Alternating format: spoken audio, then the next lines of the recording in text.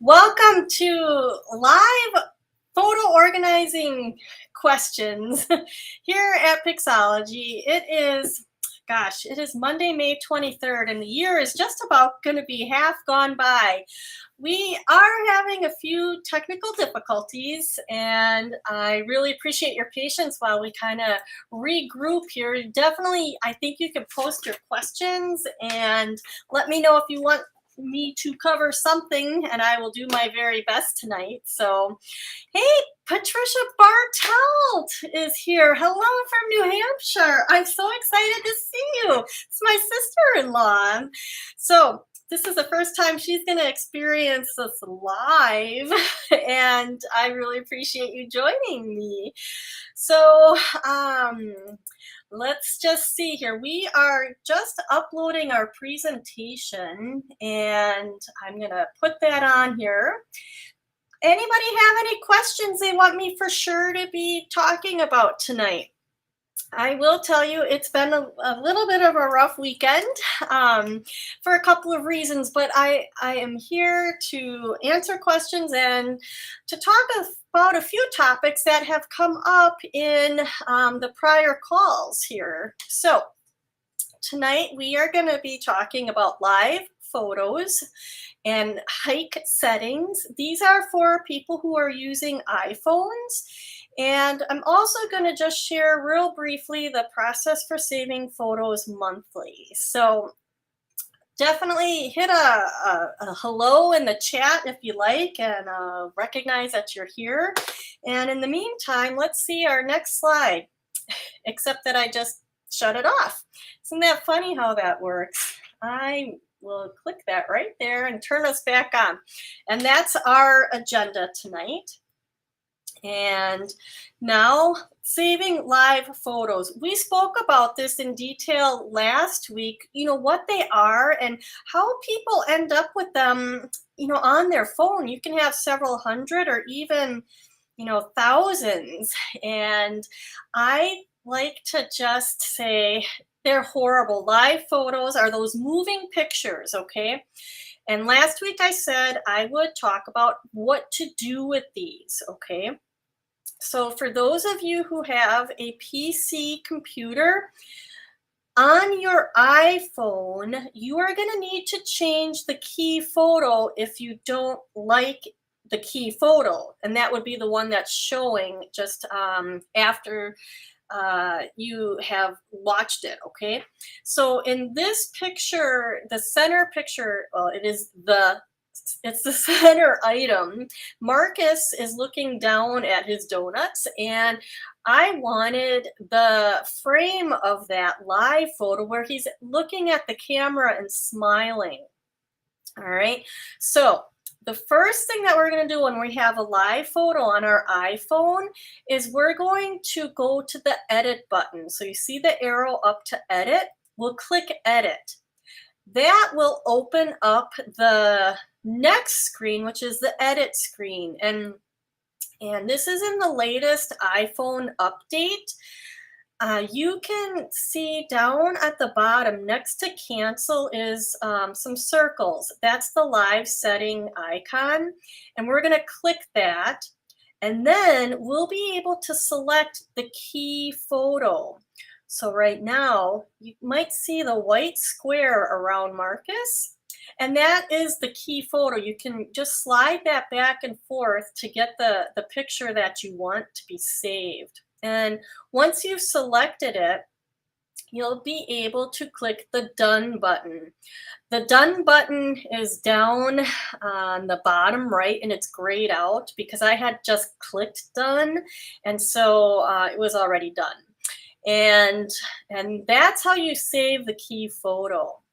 So when you're getting ready to put these pictures on your computer, which is the system that I recommend, that you save your pictures to folders on your computer, you will still end up with the key photo and then a video. All right, that's a live photo on an iPhone creates a key photo and a video when you transfer it to folders on your computer. And it'll look something like this. All right. So this is my April pictures that I'm saving. And you can see the red box, it says .move, and it has the same number as the pictures right next to it. That's how I know they are live, because they are, sequentially next to the key photo, the photo that's being saved. And then it has the same number. It's just a .move. And you can, probably notice that I have other .moves, and those are movies, those are videos I purposefully took. All right, I got to go to a Bon Jovi concert with my son, and I had fun recording some of his songs. So they look different here, and I can't promise you how things will look on your computer, but you'll know a live photo and a movie because they'll have the same number and be there. So when you bring them in, you're going to have the picture set the way you wanted it already because you edited the key photo on your phone. And then you will delete these two because you don't want them. They're just clutter, okay? So that is how PC users and Mac users who don't use the Photos app on their computer will edit their picture. If they want that special frame, that special expression, you have to do it one by flipping one on your phone. It's terrible for people who have thousands of these live photos, and it's why you really need to be careful when you're taking pictures that the live is shut off. And I was just looking through some of my pictures from March, and intermittently the live just gets turned on, and I don't know how that happens. So be real wary when you open your camera that the live is shut off. I am going to just show you, for you Mac users who have Apple Photos, on your computer, and your phone pictures are ending up in the Apple Photos app, you can change the live photo there as well. So I have this picture of my son and I in front of the Bon Jovi tour sign, and I have an arrow pointing at the edit. All right, so this is on a Mac computer, and you click edit, which will bring up this screen, the edit screen. And again, on the bottom left, you'll see the live icon. You click on that, and it allows you to then choose the key photo and save it. So a lot of extra work. These live photos is just an example of a big tech company, giving us a feature we didn't ask for, and it's making our lives really difficult. So I told you, that I would kind of show you how to work with your live photos. So definitely let me know if you have any additional questions about live photos, because I'm happy to try to answer that here. And with that being said, I think we are going to go to another iPhone setting. But before I jump into that, I'm going to just say hi to Karen in Ohio. We had a nice conversation today, so it's nice to see you again. And then we have Stephanie here saying hi also. Thank you so much for joining. It's fun when we have people here and we get to chat a little bit. So iPhone, I'm talking about iPhone again. It seems to me like the majority of my clients have iPhones with a PC computer. All right. And I don't know if that's scientific or not, across the country, who's using what type of device. But iPhone has some extra challenges for us PC users. So one of them is this HEIC setting. And honestly, a few years ago, this is something that Apple just changed their standard format to taking pictures from a JPEG, which is this usual format you see pictures in, digital pictures. They changed it to the HEIC file, and HEIC stands for high efficiency image compression, something like that, HEIC. And it is meant to take pictures and take up smaller amounts of space on your phone. All right. And the rest of the, the tech world is still not at this point where they can read HEIC files easily. Fortunately, PC users, if you have the updated operating system, you can now view your HEIC pictures. But often, HEIC pictures cannot be uploaded to your local pharmacy for printing, or even to Forever, which is one of my, my go-to solutions. So let's talk a little bit more about this. I see. All right. Here is a screenshot from File Explorer where I'm just displaying some photos. And right away, that number one picture on the top left corner is img3142.HEIC. So that's my iPhone taking pictures with the HEIC format automatically selected. I also can see I have live photos there as well, because 3142.move is the same number. And for whatever reason, this time I don't have the icon for the .move file. I have the actual preview. It's just, you never know what your pictures are going to actually look like. And here we have, I can see I've got I've got a live photo there, but we're concerned about the HEIC files. And then the bottom row, I also have HEIC files, and I have no idea why my phone would have taken HEIC files and then JPEGs. Usually you see one or the other, but that's how it is. So I wanted you just to be aware, when you're looking in a folder on your computer and you see HEIC and JPEGs, that's what's happening. It's your iPhone format. So I like to tell people to just change the settings on the iPhone so you don't have this issue. Plus, it's just messy looking, I think, when you have different file formats in there. And we like to have things be consistent. So on the left-hand side is the camera settings. All right, so you're gonna go into your settings and scroll down to camera, and then you will choose formats, which I think is one of the top selections. All right, and we do not want the high efficiency format. We want the most compatible. So anytime that you are taking pictures, it's going to take it in the most compatible, which will be the JPEG format. Okay. Then on the offhand chance you end up having HEIC pictures on your phone already, we're going to go next to the photos settings. So we're going to get out of the camera settings and we're going to go to the photos settings. And under the photo settings, if you scroll all the way to the bottom, you will see transfer to Mac or PC. And you have these two words, automatic or keep originals. Well, that sounds kind of confusing, right? But when you select automatic, you can see a little description below there that says automatically transfer photos and videos in a compatible format, or always transfer the original file without checking for compatibility. So if you have HEIC photos on your phone, this will allow in the transfer process to a computer to convert the HEIC files to JPEG files. All right.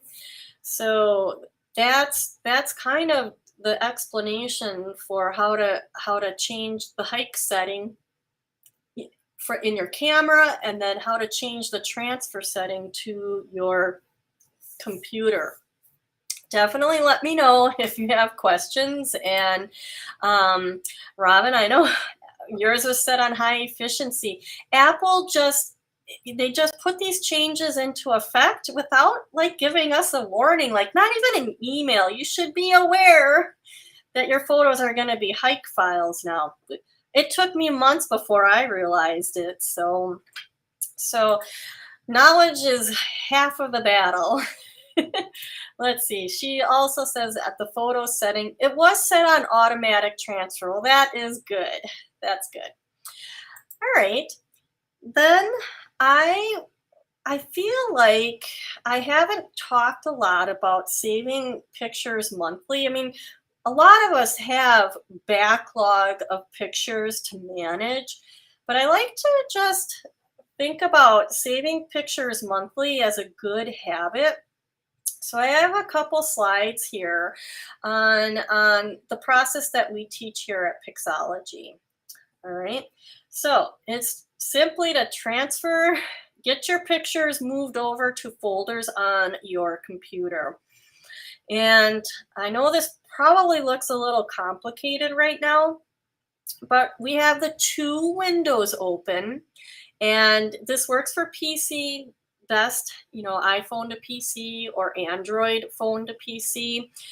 And I've got the two windows up. I teach that. It's really handy to have two windows up. And on the left-hand side, if you look down the navigation pane, you'll see I have Apple iPhone selected. And then up towards the top, you see the path. It says internal storage, DCIM, and then it's got 202204 underscore.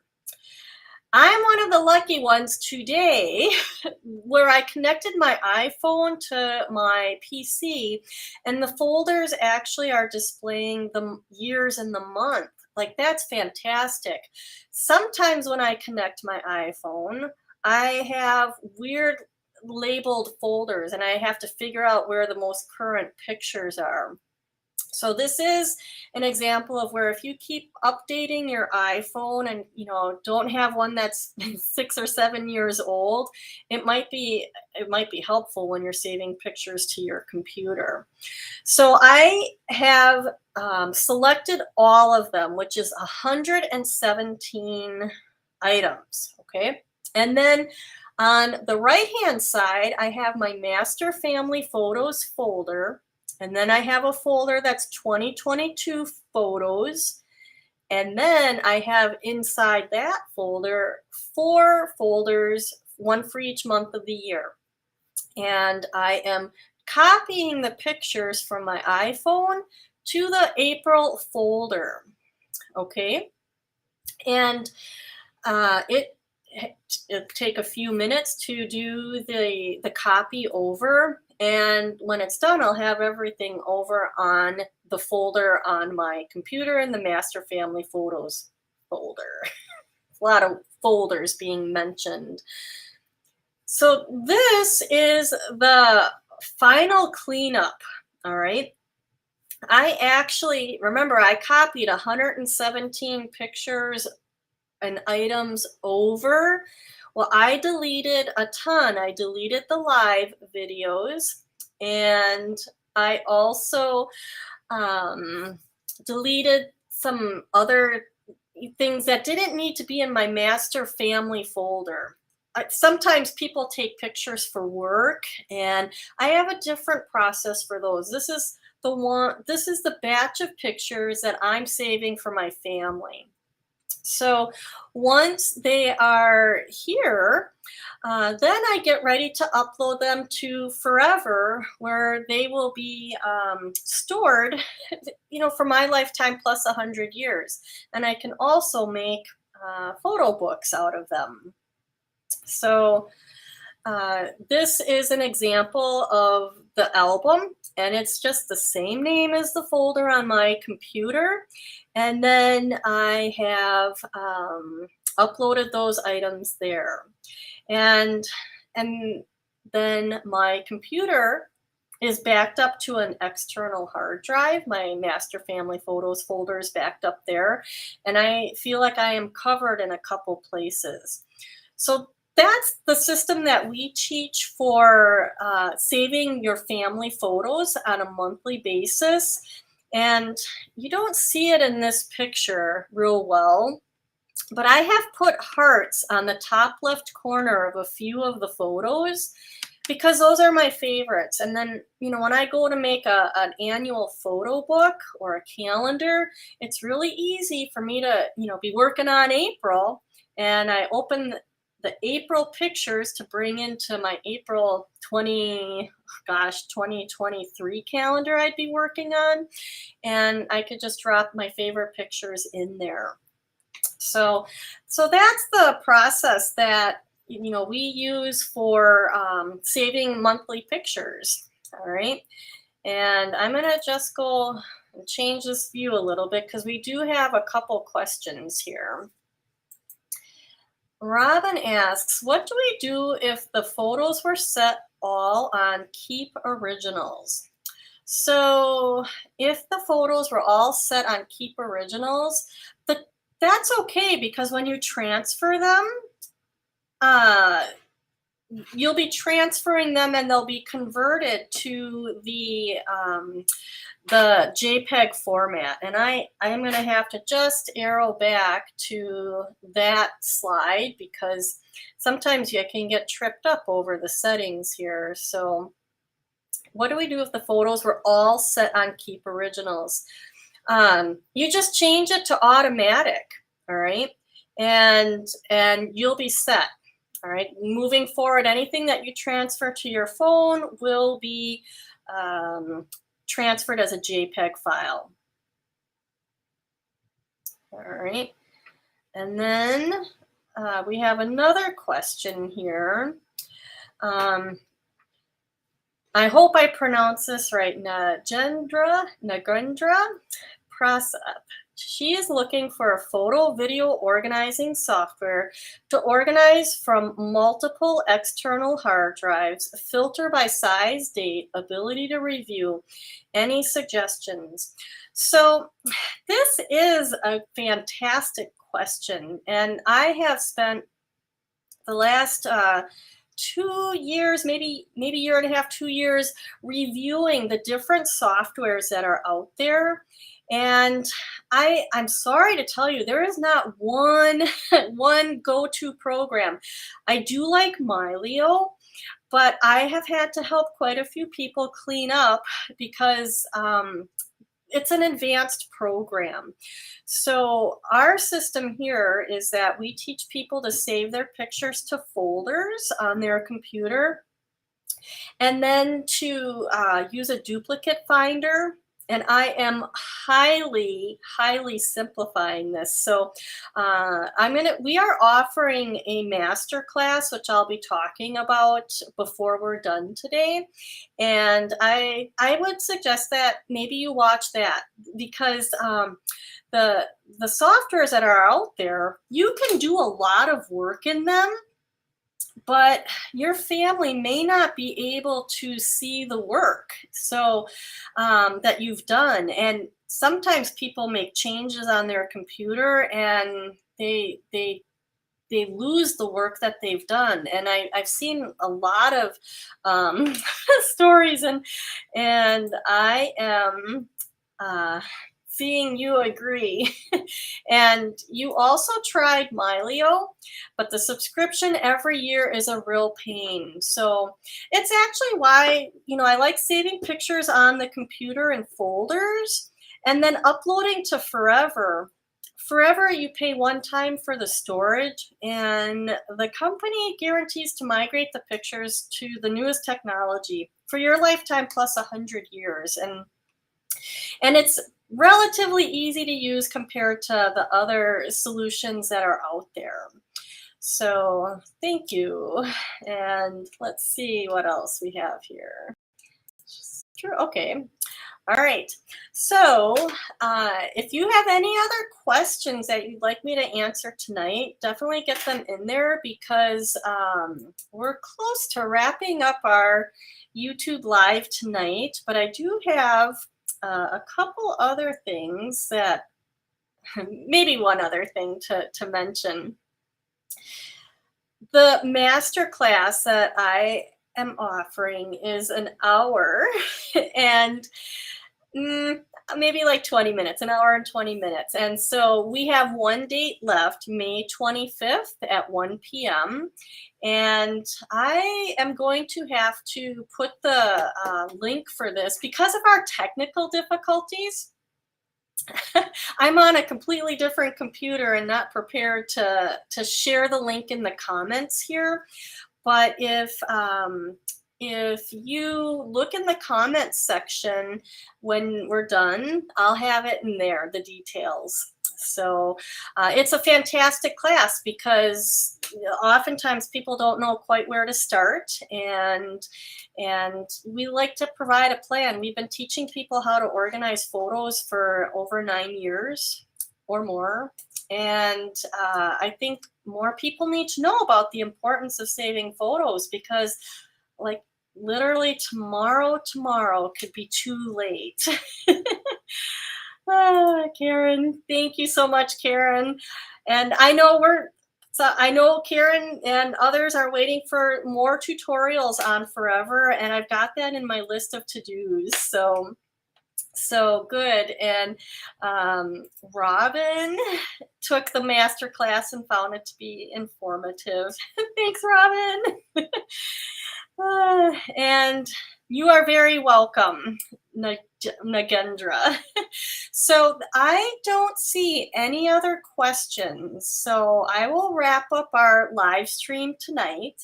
And I completely invite you to contact us. I will put an email in there, contract, and you can send an email there if there's something you want me to talk about next week or in a future one, because that's what I'm here for, is just to help spread the information and make sure that people have a path. So thank you, Robin. Last comment there.